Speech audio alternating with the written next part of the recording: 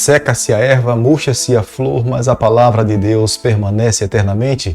Muito bom dia. Que a graça e a paz do nosso Deus nessa manhã alcance a tua vida e a tua família. O meu pedido a Deus nesse momento é que as mãos do Eterno estejam estendidas sobre você e ricamente as bênçãos do Senhor possam cair sobre todos os seus planos e projetos que estão no teu coração nessa manhã. E a nossa primeira responsabilidade a cada manhã, antes de sairmos para as nossas atividades, nos voltarmos para o nosso Deus, abrirmos o nosso coração e colocarmos diante dele todos os nossos anseios. Quero deixar com você nesse momento também uma parte da palavra de Deus, do livro de Salmo, capítulo 116, o verso 12, onde a Bíblia diz o seguinte: que darei ao Senhor por todos os seus benefícios para comigo? Salmo 116, o verso 12. Nós precisamos, acima de qualquer bem material, entregarmos a nossa vida ao Senhor por completo. Ele, na cruz do Calvário, pagou o preço para que nós pudéssemos ser redimidos e estar com Ele por toda a eternidade. Portanto, nós não pertencemos a nós mesmos. Nós temos um Senhor. Ele é soberano sobre a nossa vida. Quanto mais reconhecemos essa mensagem, mais nos doamos, mais nos entregamos nas mãos do nosso Salvador. E esse é o seu desejo, essa é a sua vontade, porque Ele é o nosso Criador e na cruz do Calvário Ele é o nosso Redentor. A cada manhã nesse canal nós dedicamos as primeiras horas para estudarmos um capítulo da Palavra do Senhor. E nessa manhã eu convido você a manter a Palavra de Deus aberta agora no livro de 2 Reis, capítulo 25, o verso 1.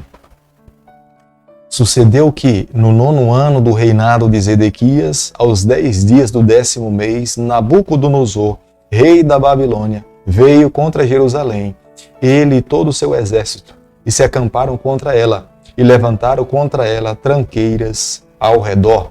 Como seria fantástico se o nosso coração, a cada dia, quando nós acordássemos, ele primeiramente tentasse buscar obedecer a tudo que Deus determina que nós pudéssemos obedecer.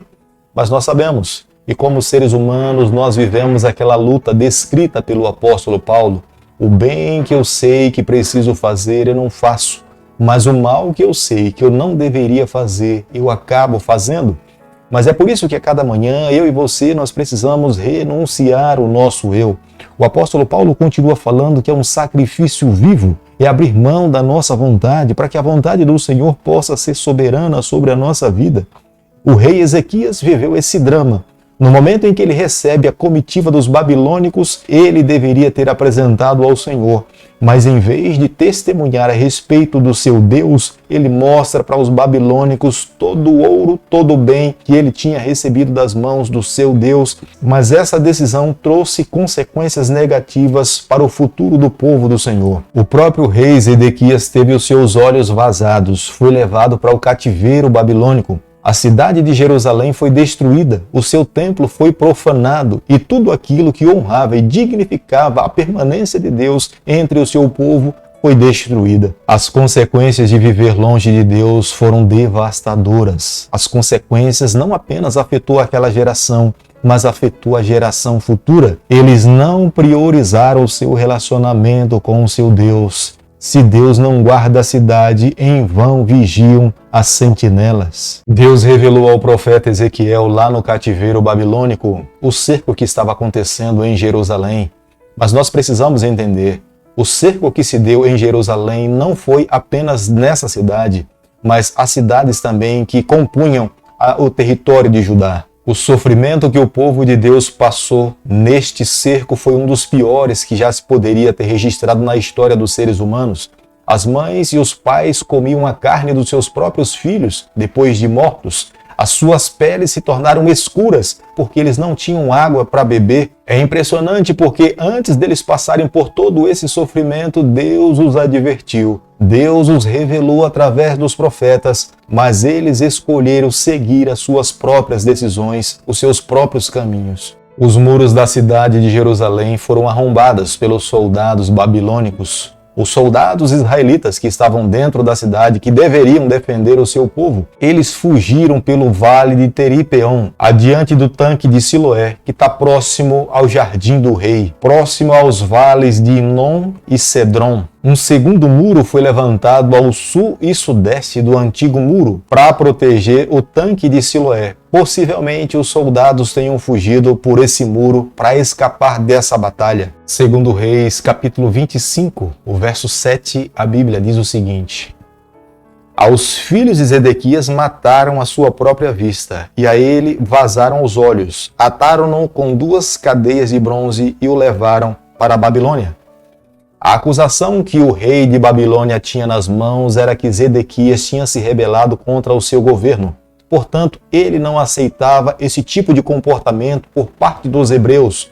E para que pudesse colocar fim nesse relacionamento, ele invade Jerusalém, mata os filhos de Zedequias à sua vista e vaza os seus olhos e o coloca dentro de uma cadeia de bronze e o leva para a Babilônia. Nabucodonosor passou a ter conhecimento a respeito do Deus de Israel, mas Zedequias quebrou esse juramento que Nabucodonosor esperava que ele assumisse fidelidade diante de Deus ao reinado de Babilônia. Foi o próprio profeta Jeremias que advertiu a Zedequias de que isso iria acontecer no futuro. Ele seria levado para a Babilônia, mas não teria condições de contemplar a cidade de Babilônia. Segundo Reis, capítulo 25, verso 9, a Bíblia diz o seguinte: E queimou a casa do Senhor e a casa do rei, como também todas as casas de Jerusalém.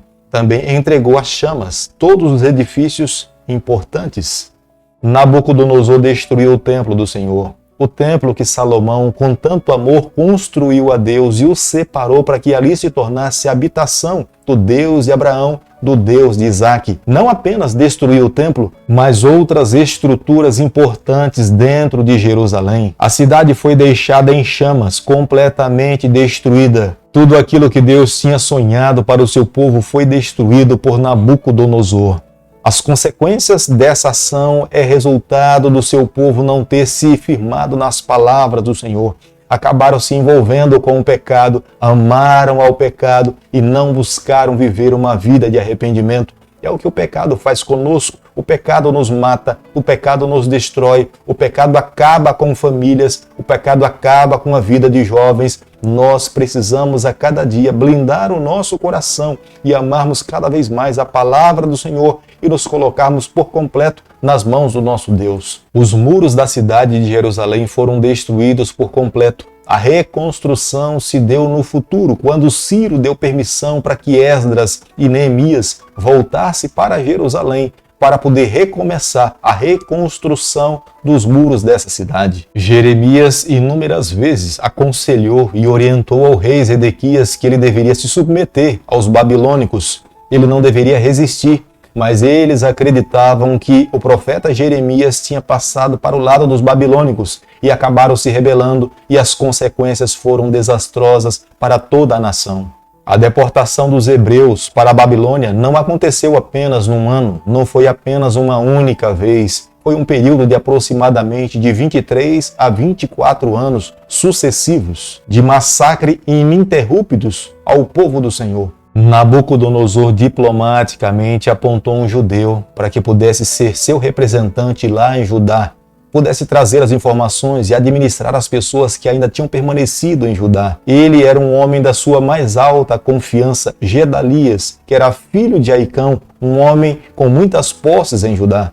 Como nós podemos ler no versículo 23 do capítulo que nós estamos estudando nessa manhã, Joanã advertiu Gedalias que Ismael queria matá-los e se colocou à disposição de Gedalias para matar Ismael, mas Gedalias não permitiu que Joanã matasse a Ismael. Mais tarde, Joanã se voltou contra Ismael e se tornou líder de um grupo de judeus que forçou Jeremias a fugir de Judá. Como nós podemos ler no versículo 27 do capítulo que nós estamos estudando nessa manhã, Ismael foi contratado pelo rei de Amon para matar Gedalias.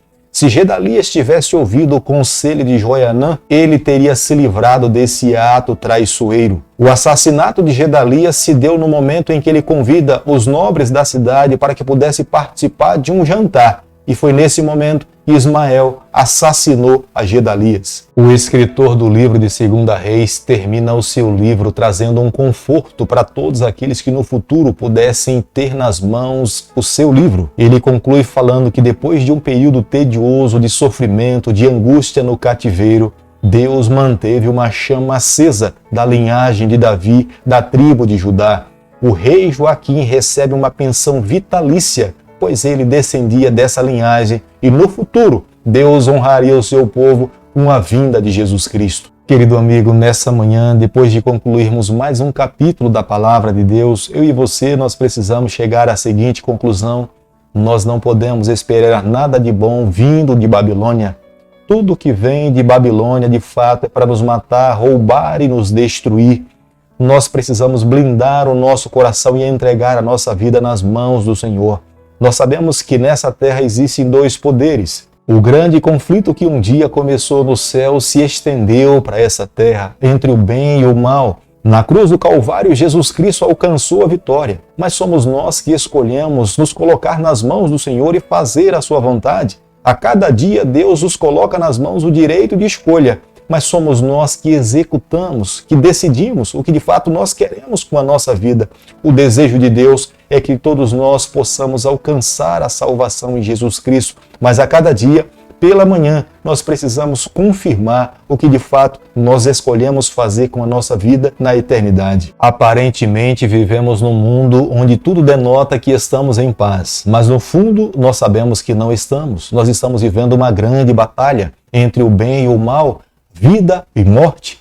Viver ao lado de Deus ou viver do lado de Babilônia são escolhas que fazemos diariamente, sorrateiramente decidimos. Mas creio, e é por isso que a cada manhã nós precisamos nos voltar para o nosso Salvador, abrir a palavra de Deus, abrirmos os nossos olhos e nos colocarmos nas mãos do Senhor. É como o apóstolo Paulo mesmo fala, a cada manhã nós precisamos fazer o nosso sacrifício pessoal, a renúncia do nosso eu, da nossa vontade, para viver o sonho do Senhor, a vontade do Senhor.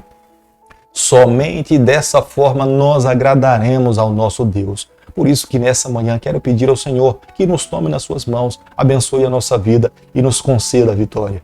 Querido Pai, nas tuas mãos nessa manhã nós nos colocamos, confessamos as nossas falhas, abrimos o nosso coração, nós queremos ser exclusivamente do Senhor. Por favor, Senhor, se assenta no trono do nosso coração, conduz a nossa vida, é o nosso desejo, é a nossa oração e nós fazemos em nome de Jesus. Que o Senhor te abençoe e te guarde.